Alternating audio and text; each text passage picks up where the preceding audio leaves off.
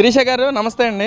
మరి రేపు 17వ తారీఖు నుంచి కూడా అసెంబ్లీ సమావేశాలు జరుగుతున్నాయని చెప్పి మాట్లాడుతున్నారు. మరి నిన్న వైసీపీ సంబంధించిన ఎమ్మెల్యేలు ఎంపీలు అందరితో కూడా జగన్మోహన్ రెడ్డి ప్రెస్ మీట్లో మాట్లాడుతున్న పరిస్థితి ఏంటి? మరి ఇదన్నిటి మీద ఏదైతే డిఎస్సి కానీ మొత్తం మీద చర్చించే జగన్మోహన్ రెడ్డి మరి అసెంబ్లీకి వస్తారంటారా?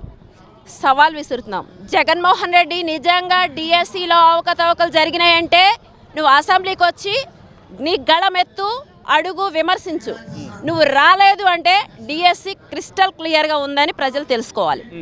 అంటే ఇంకా మాట్లాడుతున్నారు, మాకు అసెంబ్లీలో ప్రధాన ప్రతిపక్ష హోదా ఇస్తేనే వస్తాము, మాకు ప్రతిపక్షం కూడా ఎవరికీ లేదు, కానీ ప్రధాన ప్రతిపక్షం ఉన్న హోదా మాకే కదా ఇంకా ఇవ్వాలని చెప్పి మాట్లాడుతున్నారు. మరి వాళ్ళు ప్రతిపక్ష హోదా అనేది మేము ఇస్తే వచ్చేది కాదు, ప్రజలు ఇవ్వాలి. ఆ ప్రజలు నీకు ఇవ్వాల, నువ్వు అవసరం లేదని చెప్పి. ఎందుకు పులివెందుల ప్రజలు ఎమ్మెల్యేగా గెలిపించారు? కనీసం ఆ ప్రజల కన్నా బాధ్యతాయుతంగా ఉన్నావా? ప్రజాస్వామ్యబద్ధంగానైనా సరే, ఏ విషయంలోనైనా సరే ఆ ప్రజలకు పులివెందుల ఎమ్మెల్యేగానే ఆ ప్రజలకే నువ్వు బాధ్యతగా లేవు. నేను ప్రతిపక్ష హోదా ఇస్తే వస్తాను, ఇది అసెంబ్లీలో టైం ఇస్తే వస్తాను, నాకు గంట కావాలి, 2 గంటలకు ఈ గొంతెమ్మ కోరికలు కోరడం కదా. ముందు నువ్వు అసెంబ్లీకి రా, ఒక బాధ్యతాయుతమైన ఎమ్మెల్యేగా నువ్వు రా, వచ్చి అప్పుడు నువ్వు ప్రశ్నించు. అంతేగాని అక్కడికి రాకుండా ఈ గొంతెమ్మ కోరికలు కోరుకుంటూ జనాలను ఏదో మభ్య పెట్టాలి అని అంటే ఆయన ఇంకో మాట అంటున్నాడు, ప్రజాక్షేత్రంలో ఉంటాను. ఓకే, ప్రజాక్షేత్రంలో ఉండు, రాజీనామా చేయి. ఆ ప్రజలను ఎందుకు అన్యాయం చేయడం? పులివెందుల ప్రజల్ని రాజీనామా చేసి అప్పుడు తేల్చుకో. ఇక్కడ లోకేష్ గారిని కూడా రాజీనామా చేయాలని చెప్పి మాట్లాడుతున్నారు వైసీపీ నాయకులు కూడా. దానికి ఏదైతే డిఎస్సీలో అవకతవకలు జరినాయో దాన్ని నేను ఏకీభవిస్తున్నానని చెప్పి రాజీనామా చేయమంటున్నారు కదా. అడుగుతున్నారు వైసీపీ నాయకులు చేసిన ఆరోపణలు ఎంతవరకు వాస్తవం ఉందంటారు? 16,000 మంది టీచర్ ఉద్యోగులను వీళ్ళు అవమానిస్తున్నారు. 16,000 మంది టీచర్ పోస్టులు వచ్చినటువంటి వాళ్ళు ఎవరైతే ఉన్నారో వాళ్ళ చదువుని వీళ్ళు అవమానిస్తున్నారు, వాళ్ళ యొక్క కష్టాన్ని వీళ్ళు అవమానిస్తున్నారు. వాళ్ళకు ఉద్యోగాలు వస్తే ఓర్చుకోలేక వీళ్ళు విషం చెమ్ముతున్నారు. దీనికి ఇంకా చెప్పాలంటే లోకేష్ అన్న ఫోటో పెట్టుకొని పాలాభిషేకం చేయాలి. ఎందుకంటే నిరుద్యోగులు కొన్ని సంవత్సరాల కళ అది నెరవేర్చారు. జగన్మోహన్ రెడ్డి గతంలో మెగా డిఎస్సి అన్నాడు, ఏమన్నా ఒక్క టీచర్ పోస్ట్ ఇచ్చారా? ఇంకపోతే జనవరి 1వ తారీఖు జాబ్ క్యాలెండర్ అన్నాడు, ఏమన్నా ఇచ్చావా? ఏమీ లేదు కదా. నిజంగా రాజీనామా చేయాలంటే రాజకీయాలకు రాజీనామా చేయి జగన్మోహన్ రెడ్డి. నువ్వు ప్రతి విషయంలో నువ్వు మెగా డిఎస్సిలో ఫెయిల్ అయ్యావు, గ్రూప్ 1లో అవకతవకల్లో ఫెయిల్ అయ్యావు. ఇంకా చెప్పాలంటే ఇప్పుడు మళ్ళీ వచ్చిన ఉద్యోగులను నువ్వు అవమానిస్తున్నావు. ఇంకా నువ్వు రాజధానికి కట్టుబడి ఉంటాను, అమరావతి కడతా అని చెప్పి 3 రాజధానులు నొప్పి మాట తప్పి మడమ తిప్పావు. కాబట్టి నువ్వు రాజీనామా చేయి, రాజకీయాలకు రాజీనామా చేయి. ఈ రాష్ట్రాన్ని పెట్టిన దరిద్రం వదులుతుంది. జగన్మోహన్ రెడ్డి గారు గత 5 ఏళ్ల పాలనలో భ్రష్టు పట్టించిన అమరావతిని ఈరోజు స్పీడ్ యాక్సెస్ రోడ్ ఇనాగ్రేషన్ జరుగుతుంది. చంద్రబాబు నాయుడు గారు వచ్చి దాన్ని చేశారు. ఏంటి అసలు అమరావతి వాసిగా ఏం చెప్తారు దాని మీద? అందరికీ నిజానికి ఈరోజు మాకు సంతోషకరమైనటువంటి రోజు. ఏదైతే 10-12 సంవత్సరాల నుండి అభివృద్ధి ఇంతవరకు రోడ్డు వేసి కొంచెం కోసం ఎన్నో రాజకీయ కుట్రలు, కుతంత్రాలు, అమరావతిని అడ్డుకోవాలని రాజకీయ కాలకేయులు ఎవరైతే జగన్మోహన్ రెడ్డి ఉన్నాడో ఎన్నో రకాల ప్రయత్నాలు చేసినా హైకోర్టు చెంపపెట్టు లాంటి తీర్పిచ్చి రోడ్డు వేయించారు. అందుకు నేను న్యాయమూర్తులకు ధన్యవాదాలు తెలియజేసుకుంటూ, అలాగే చంద్రబాబు నాయుడు గారు లాంటి దార్శనికుడు ఉన్నంత వరకు అమరావతికి కానీ ఈ రాష్ట్రానికి కానీ ఎలాంటి డోకా ఉండదు.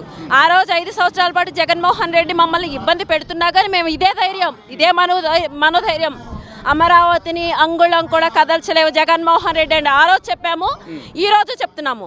ఏదైతే చంద్రబాబు నాయుడు గారి యొక్క బ్రాండ్ను దెబ్బతీయాలి, అమరావతి యొక్క బ్రాండ్ ఇమేజ్ని దెబ్బతీయాలి, తద్వారా పెట్టుబడులు రాకుండా చూడాలి, అమరావతికి అసలు అమరావతిని నిర్వీర్యం చేయాలన్న కక్షతో ఆయన చేసినటువంటి పరిస్థితి. కానీ చంద్రబాబు నాయుడు గారు లాంటి బ్రాండ్ ఇమేజ్ని దెబ్బతీయటం, చరిత్రని చెరపలేవు జగన్మోహన్ రెడ్డి. అంటే ఇక్కడ మీరు ఈ రోజున చేయబెట్టి అడ్డు పెట్టడం ఎటువంటిదో చంద్రబాబు నాయుడు గారికి యొక్క చరిష్మాని అడ్డుకోవడం అంటే కూడా అలాంటిదే. ఇక్కడ మీరు ఏదైతే నుంచున్నారో స్టీల్ బ్రిడ్జ్ మీద దానిలో కూడా చాలా అవకతవకలు జరిని చెప్పి మాట్లాడుతున్నారు వైసీపీ నాయకులు. ఏంటండి నిజంగా దీనిలో అవకతవకలు జరినాయి అంటారు స్టీల్ బ్రిడ్జ్ మీద? నేను మా పార్టీ వేరే వాళ్ళు ఎవరు కూడా కాదు, ఒక అధికార ప్రతినిధిగా అమరావతి మహిళగా నేను సవాల్ విసురుతున్నాను జగన్మోహన్ రెడ్డికి. అవకతవకలు జరిగితే చర్చకి నాతో రండి, నేను డిబేట్ చేస్తా. దానికి మీరు సిద్ధమా? అంటే ఇక్కడ ఏదైతే స్పీడ్ యాక్సెస్ గురించి గతంలో జగన్మోహన్ రెడ్డి గారు మాట్లాడారు, అసలు స్పీడ్ యాక్సెస్ రోడ్డు అంటే ఏంటి అర్థం కూడా చెప్పండి అని చెప్పి పక్కన రైతులతో కూడా మాట్లాడిన పరిస్థితి. మరి అదే రోజు నిజం శంకుస్థాపన చేయటం ఏంటండి? అంటే ఆయన పరదాలు కట్టించుకొని ఆక్టోపస్ బలగాల మధ్య వెళ్ళినటువంటి వ్యక్తి. ఆయనకి అభివృద్ధి అనేది అసలు కనపడదు. ఆయన కనపడేది ఒకే ఒకటి, కోల్చటం, చంపడం, దోచుకోవడం, దాచుకోవడం, ఇది మాత్రమే ఆయనకు కనపడింది. ఆయనకు కావాల్సిన అది స్పైడర్ సినిమాలో కనుక విలన్ ఉంటాడు, ఎక్కడ ఏడుపులు వినబడితే అప్పుడు నవ్వుతాడు. ఈయన కూడా సేమ్ మెంటాలిటీ.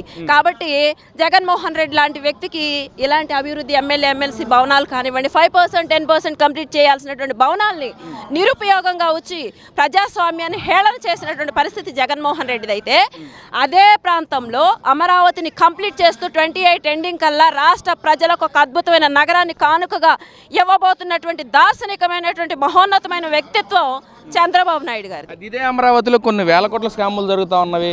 అసలు అమరావతిలో ఎక్కడ కదిపినా సరే ఒక స్కామ్ బయటకు వస్తుందని చెప్పి వైసీపీ నాయకులు మాట్లాడుతున్నారు. మరి నిజంగా అంత స్కాములు జరుగుతుంది అసలు అమరావతిలో? గతంలో 2014 నుండి 19 వరకు జరిగిన తర్వాత 2019లో ఈయన అధికారంలోకి వచ్చినా కూడా ఇలాగే రివర్స్ టెండరింగ్ అన్నాడు, టెండర్స్లలో గోల్మాల్ అన్నాడు, ఇంకొకటి అన్నాడు. వాళ్ళు టెండర్స్ వేసిన వాళ్ళందరిని వెనక్కి తిప్పి పంపించాడు, పెట్టుబడిదారులందరిని వెళ్ళగొట్టేసిన పరిస్థితి. కొండను తవ్వి ఎలకను తీసినట్టు ఎన్నో కేసులు పెట్టావు కదా, ఒక్కటైనా నిరూపించగలిగావా? ఇక్కడ ఉన్నది అభివృద్ధి మాత్రమే, అవినీతి కాదు. జగన్మోహన్ రెడ్డి అవినీతి అయితే అమరావతి అభివృద్ధి.